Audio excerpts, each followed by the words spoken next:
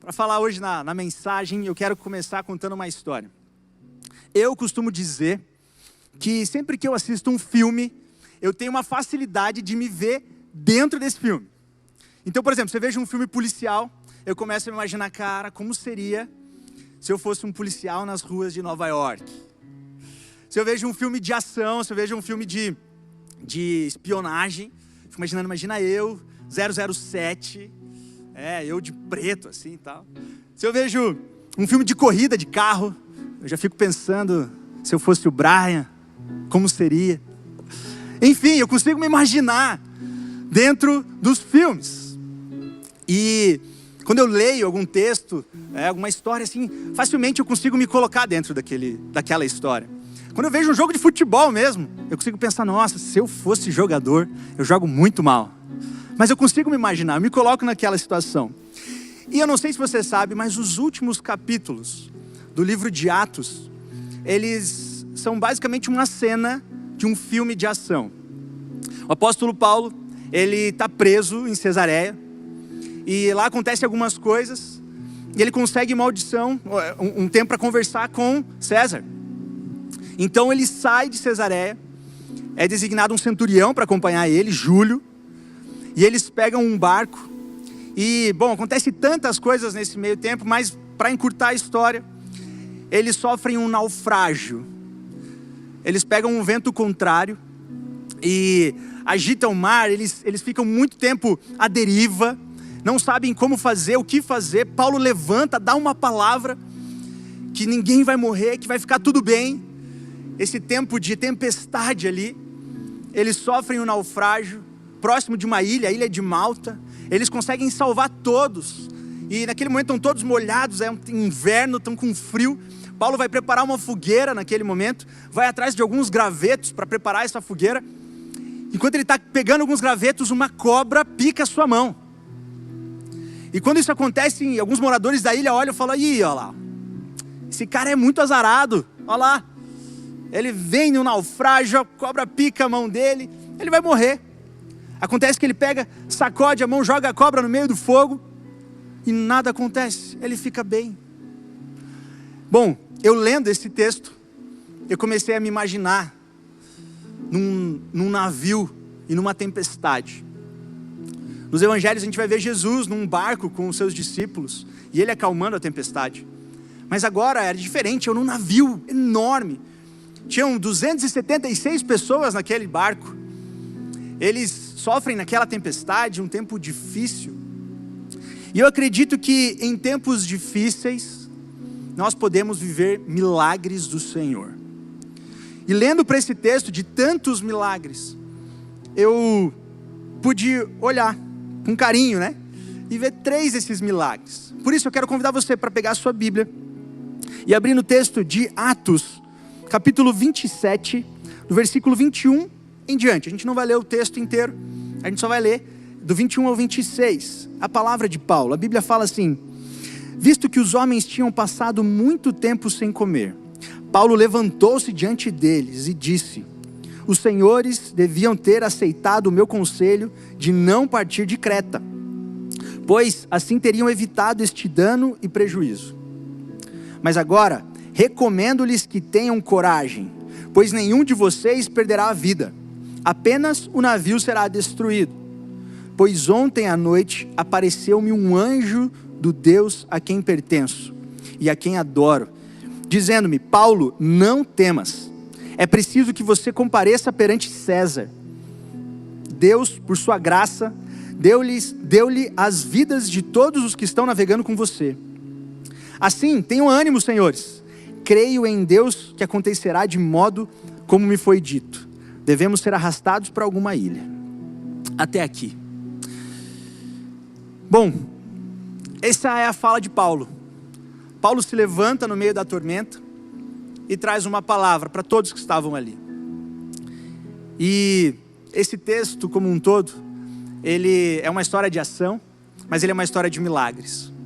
E o primeiro milagre que eu vejo nesse texto é o milagre do prisioneiro que se torna o líder. Se você for ver no no capítulo 27, no versículo 30, a palavra vai falar assim, ó, tentando escapar do navio, os marinheiros baixaram o barco salva-vidas ao mar, a pretexto de lançar âncoras da proa. Então Paulo disse ao centurião e aos seus soldados, se estes homens não ficarem no navio, vocês não poderão salvar-se. Com isso, os soldados cortaram as cordas que prendiam o barco salva-vidas e o deixaram cair. Acho que, não sei se você reparou, mas o centurião, ele era um soldado de uma alta casta ali. Ele era um homem especial. No início do texto, do capítulo 27, Paulo tenta dar uma sugestão. Ele fala assim, olha, o mar, ele está agitado, os ventos são fortes. Eu acho melhor nós não irmos para lá agora. Isso pode ser complicado aqui para a gente. E o centurião escuta Paulo, mas ignora o que ele falou. Ele prefere acreditar nos outros que estão à sua volta. Agora, com tudo acontecendo, Paulo mais uma vez vê uma situação acontecendo. Os marinheiros daquele barco, eles decidem pegar o barco salva-vidas e descer. Eles falam que eles estão fazendo isso porque eles vão soltar a âncora da proa. Mas na verdade eles eram um pretexto só para eles saírem e não serem naufragados junto com todos. E quando Paulo vê aquilo acontecendo, ele olha para os soldados e para o centurião e fala assim, olha, se esses homens forem embora, vocês não vão conseguir se salvar. O centurião agora dá ouvidos. Ele escuta o que Paulo acaba de dizer. Então, eles vão lá e cortam o bote salva-vidas para que ninguém possa sair daquele barco. E que todos possam se salvar. Interessante que Paulo, ele está ali como prisioneiro. Acredita-se que ele estava até algemado, acorrentado ali naquele momento. E o prisioneiro, ele se transforma num líder. Você vai ver que em vários momentos Paulo, ele toma a frente. Quando eles vão para a ilha de Malta, ali naquela ilha, Paulo começa a fazer curas em nome do Senhor. Paulo fica ali e ele passa a ser um líder do povo, mas ele é um prisioneiro naquele momento. Sabe? Deus gosta de usar pessoas improváveis. Isso é um milagre que Deus gosta de operar. Desde Abraão e Sara, um casal de idosos que não tinham filhos, recebem a promessa que serão pais de multidão. E assim acontece. José, o caçula, que se torna o governador do Egito, um dos governadores do Egito. Moisés, o homem gago que lidera o povo à saída do Egito. Davi, o menino pastor que derrota o gigante e vira o maior rei de Israel. Pescadores iletrados que se tornam discípulos de Jesus. Deus gosta de usar os improváveis. Muitas vezes nós olhamos para nós mesmos e não vemos potencial. Acreditamos que a gente não merece alguma coisa, a gente não pode chegar em algum lugar. Bom, Deus vê muito mais em nós do que nós mesmos, muitas vezes. Eu lembro de uma vez, no ano passado, que eu estava aqui na igreja trabalhando, então eu recebi um telefonema, e era um pastor aqui da cidade, e ele falou assim, Budal, eu preciso de você. Eu, tá bom. Ele falou, eu preciso que você pegue 4 ingressos da semana de avivamento e vá até a Câmara de Vereadores. Eu falei, tá bom. Peguei 4 ingressos, peguei o carro, fui até a Câmara de Vereadores aqui da cidade. Então eu cheguei e falei, lá você vai procurar tal pessoa. Eu cheguei na recepção, falei, olha, eu vim procurar essa pessoa. Eu não lembro o nome dele agora. E ele falou, tá bom. Ela telefonou e falou, você pode subir. Me falou o andar, eu subi, fiz o cadastro, subi. E então eu fiquei esperando. E aí essa pessoa me encontra, falou, tudo bom, você é o pastor Budal? Eu falei, sou. Ele falou, olha que legal. Então, a gente vai entrar aqui agora e você vai conversar com o presidente da Câmara de Vereadores aqui da cidade, tá bom? Aí eu, tá bom. Ele falou, não, mas eu falei, tá, mas o que eu falo para ele? Eu falei, só me mandaram aqui. Ele falou, não, você está representando aqui, né, os pastores da cidade e tal. Eu falei, gente, eu sou o Budal. Eu sou, né, pastor lá da PIB e tal, mas não sei o que fazer aqui. Não, a gente vai ter 25 minutos para falar com ele. Eu falei, 25? Ele abriu um tempo a mais na agenda dele. Eu falei, meu Deus. Aí a gente entrou na sala, uma sala bonita assim. Sentou eu ali, o irmão do meu lado, um outro irmão do outro. O presidente da Câmara na minha frente, eu não conhecia ele. E aí ele olhou ali e tal, então, o que você tem para me dizer, menino? Eu olhei aquilo ali e falei, bom, a única coisa que eu sei fazer é falar de Jesus. Então, naquele momento, o que eu fiz foi falar de Jesus. E na Câmara de Vereadores, eu, Budalzinho, falando de Jesus para o presidente da Câmara de Vereadores da nossa cidade. A gente conversou um pouco, ele contou um pouco das lutas que ele estava tendo, a gente orou por ele, e aquele homem chorou naquele momento, e foi tão especial, a gente tirou uma foto ali, e eu saí de lá e falei, Deus, quando eu acordei hoje, eu nunca esperaria estar no lugar onde eu estava. Se fosse uma reunião com os pastores da cidade, definitivamente, teria muito mais gente mais preparada para estar naquele lugar do que eu. Mas eu acredito que estava nos planos do Senhor, que o improvável estivesse lá. Eu não sei como você se vê. Eu quero te dizer que Deus vê muito mais em você do que você mesmo imagina. Deus vê potenciais muito além dos teus dons e dos teus talentos. Deus, Ele olha a disposição do nosso coração. E Ele é capaz de gerar dons em nós. A Bíblia fala que o Espírito Santo é aquele que distribui os dons. Eu acredito que esse milagre pode ser sobre você nesse tempo de crise. Nós estamos passando por um tempo de tormenta e tribulação. Eu não sei quem você era, ou a porta que foi fechada lá no passado, mas eu acredito que portas serão abertas nesse tempo. E talvez a tua voz não foi ouvida lá atrás, mas agora será. Pessoas que não te davam ouvidos, hoje estão dispostas a ouvir do Senhor e ouvir da sua boca. Esse é um dos milagres que eu vejo. O segundo milagre que eu vejo que acontece em tempos de tormenta na nossa vida é a revelação em meio à tribulação. Lá no capítulo 27, no versículo 22, a Bíblia vai falar assim: mas agora recomendo-lhes que tenham coragem, pois nenhum de vocês perderá a vida. Essa é a palavra de Paulo. Apenas o navio será destruído. Pois ontem à noite apareceu-me um anjo do Deus a quem eu pertenço, a quem eu adoro. E o anjo me disse: Paulo, não tenha medo. É preciso que você compareça perante César. Deus, por sua graça, deu-lhe as vidas de todos os que estão navegando com você. Paulo se levanta no navio em meio à tempestade e ele revela que Deus enviou um anjo para trazer uma mensagem para ele. Eu não sei você, mas num barco eu tenho enjoo. Eles estavam há dias naquele barco. E a Bíblia vai falar que Deus envia um anjo e Paulo tem um encontro com esse anjo num navio, no meio de uma tempestade.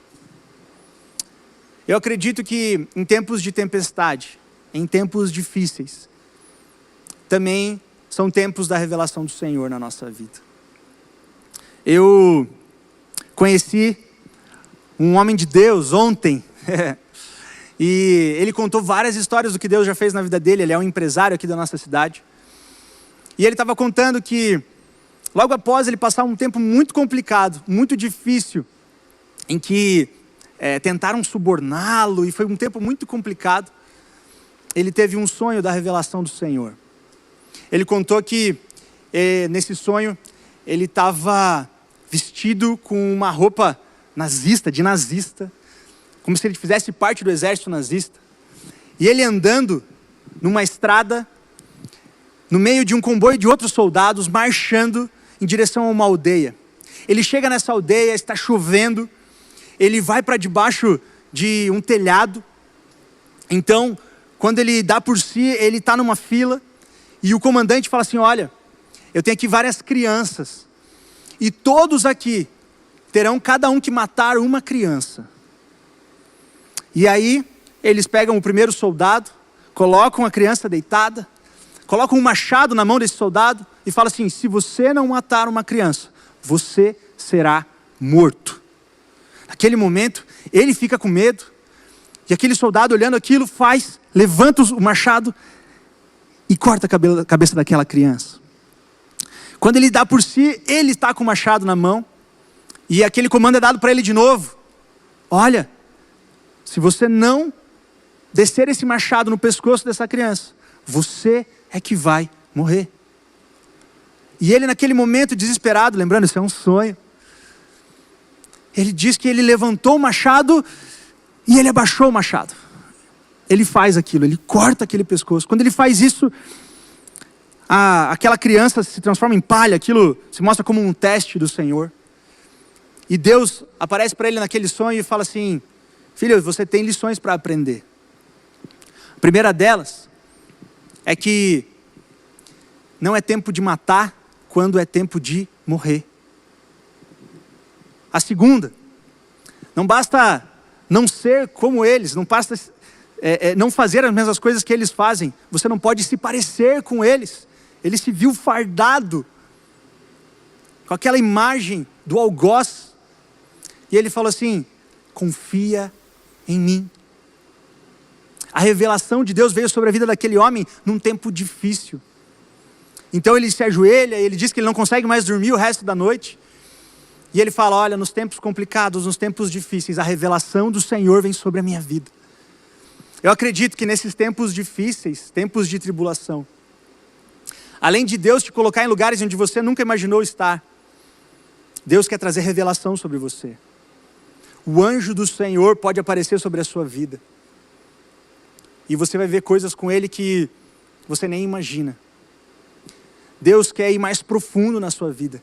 E muitas vezes Ele nos tira da nossa zona de conforto, para que a gente possa fazer aquilo que nós não faríamos se estivéssemos confortáveis. O terceiro e último milagre que eu vejo aqui nesse texto é o de que a serpente, ela pode nos picar, mas ela não pode nos matar. Lá no versículo 3, lá do capítulo 28, a Bíblia vai contar isso, vai falar que Paulo ajuntou um monte de gravetos quando os colocava no fogo. E uma víbora, fugindo do calor, prendeu-se à sua mão. Quando os habitantes da ilha viram a cobra agarrada na mão de Paulo, disseram uns aos outros: certamente este homem é assassino, pois tendo escapado do mar, a justiça não lhe permite viver. Mas Paulo, sacudindo a cobra no fogo, não sofreu mal nenhum. Existe uma verdade aqui. É que Deus muitas vezes permite que a gente sofra, que a gente passe por momentos difíceis. Mas Ele não permite que o maligno toque as nossas vidas. No final do ano passado eu passei por algo que eu nunca tinha vivido nessa intensidade. Eu lembro que eu tinha acabado de passar por um momento muito legal ministerial. E de repente veio sobre o meu coração um peso, uma amargura, uma angústia, um aperto no peito. E eu entendi que era algo espiritual. A sensação que eu tinha era uma sensação de derrota. Era a sensação que eu era um perdedor. E eu tinha medo que as pessoas descobrissem que eu era uma farsa.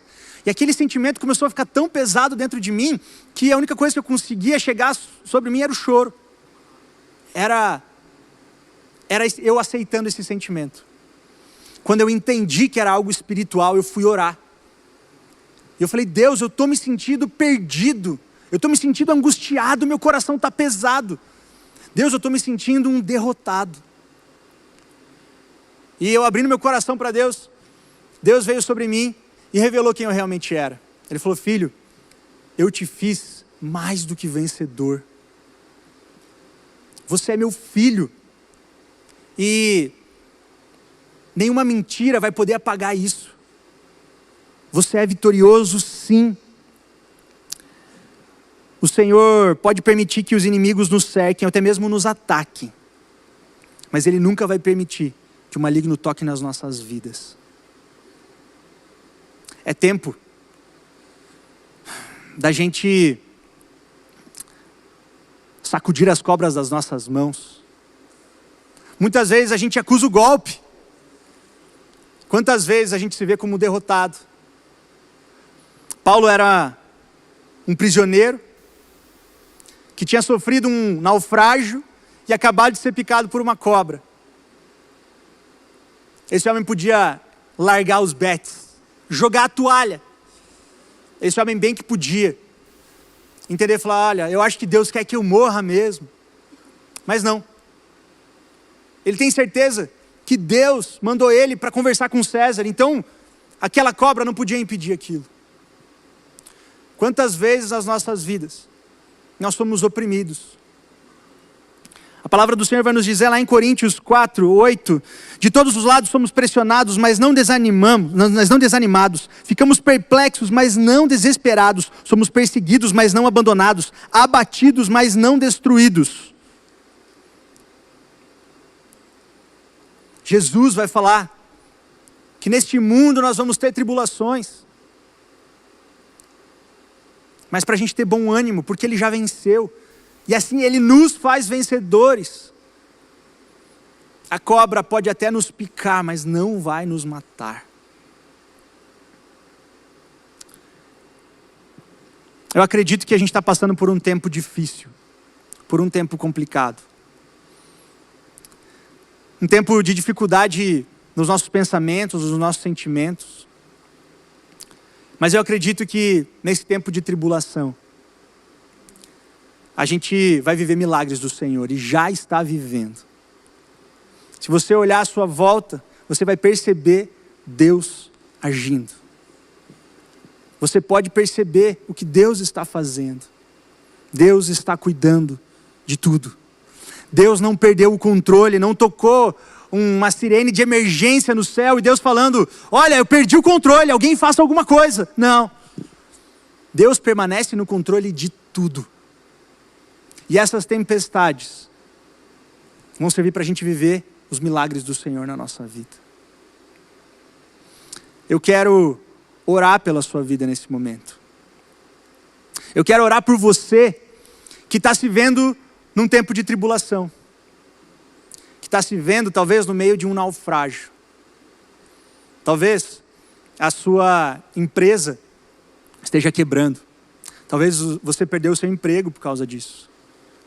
Talvez o seu emocional está mais frágil do que nunca. Talvez você se viu sozinho nessa quarentena. E você está se sentindo pequeno, está se sentindo frágil. Eu quero te dizer uma coisa. Em meio às tribulações, em meio a essas tempestades, o Senhor vai se revelar sobre você. Sabe, na continuação dessa história,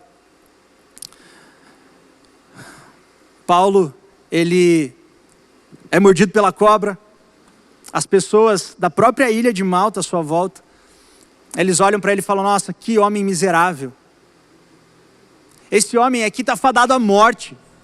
Deus tenta matá-lo na prisão. Deus tenta matá-lo no mar. Deus tenta matá-lo com a cobra.